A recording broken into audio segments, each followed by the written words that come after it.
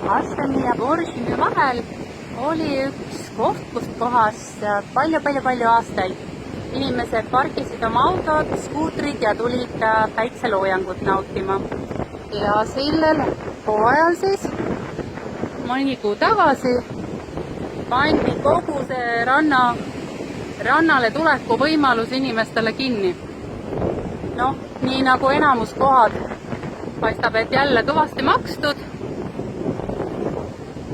ja inimestel ei ole võimalik enam randa tulla. It's not possible to come to the beach anymore. There are many places in Ashram and Morzim.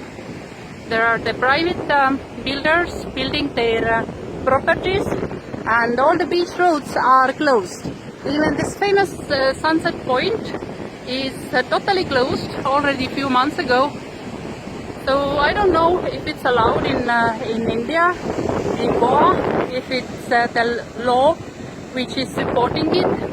I just know that in Europe, most of the places, you must have entrance to the beach, to the sea, and it's normal. I don't think that it is a good idea to block totally with the private properties the entrance to the beach.